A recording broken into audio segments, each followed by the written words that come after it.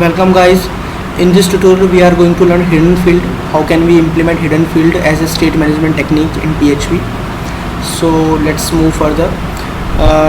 To just save time मैंने यहाँ पर एक फॉर्म बना लिया है. hidden.php नेम से एक फाइल है, इसमें एक फॉर्म है और यहाँ पर जो नेम मैंने यहाँ पर डाला और सबमिट एक बटन लगाया जैसे कि हम पहले करते आ रहे हैं पुराने एग्जांपल्स में भी.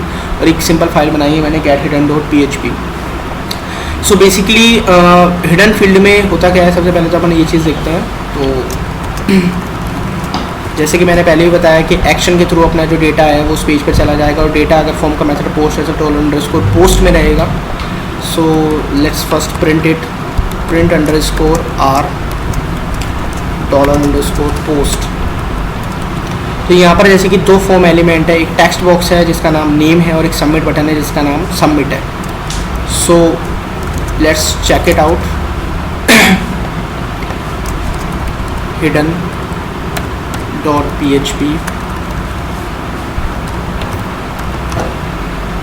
यहाँ पर मैंने कुछ भी नाम डाला, माय मेन्यू एंड सबमिट किया. तो यहाँ पर जैसे कि आप देख रहे हैं कि फॉर्म में दो ही एलिमेंट्स है तो दोनों एलिमेंट्स एज अ की और उनकी जो भी करस्पॉन्डिंग वैल्यू है एज अ वैल्यू आ गई है. नेम में माय मेन्यू एंड सबमिट में सबमिट, क्योंकि यहाँ पर सिर्फ दो ही टेक्स्ट बॉक्स हैं. एक मतलब दो ही फॉर्म एलिमेंट्स है, एक तो टेक्स्ट बॉक्स जिसका नेम है और दूसरा सबमिट है, इस तरीके से. सो अब हिडन फील्ड में बेसिकली होता क्या है कि जैसे अगर आप hidden.php पर जाएंगे तो यहाँ पर आपको दो ही फॉर्म एलिमेंट दिख रहे हैं.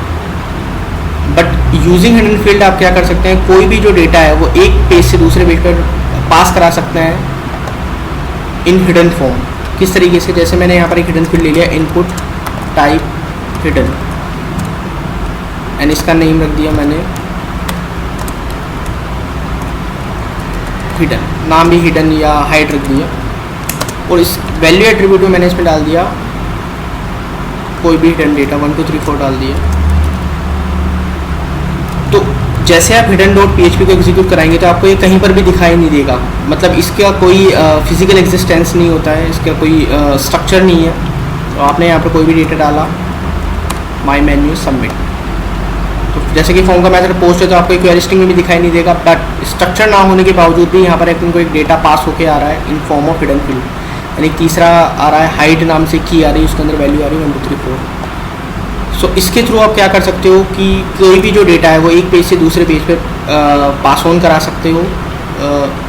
बाइट आपको यूज़र को ये चीज़ शो कराने की ज़रूरत नहीं है कि आप एक पेज से दूसरे पेज पे क्या डेटा लेकर जा रहे हो. यहाँ पर इसका कोई स्ट्रक्चर नहीं है तो बेसिकली इसका बहुत ज़्यादा तो यूज़ नहीं होता. लेकिन इन केस ऑफ कुछ APIs होती हैं या इसमें आप कभी भी कोई डेटा जैसे APIs में या और भी कई जगह हैं जहाँ पर हम डेटा को एक पेज से दूसरे पेज में डेटा को लेकर जा सकते हैं यूजिंग हिडन फील्ड. वैसे बहुत सारे वे हैं बट एक तरीका ये भी है जिसके थ्रू आप डेटा को एक पेज से दूसरे पेज पर ले जा सकते हो. और अगर आप यहाँ पर फॉर्म का मेथड पोस्ट गेट कर देंगे तो आपको हिडन फील्ड का जो डेटा है वो एज अ क्वेरी स्ट्रिंग भी आपको यहाँ पर शो होगा. ये देखिए हिडन फील्ड का डेटा जो है वो आपको as a query string show हो रहा है. तो बेसिकली जब भी अपन हिडन फील्ड को यूज़ में लेते हैं तो फॉर्म का मेथड पोस्ट ही रखते हैं जिससे कि डेटा वो क्वेरी स्ट्रिंग में अपन को शो नहीं हो. So it's all about state management techniques. From our next tutorial we will learn MySQL, and after that we will learn how can we use PHP plus MySQL in PHP. So thanks guys.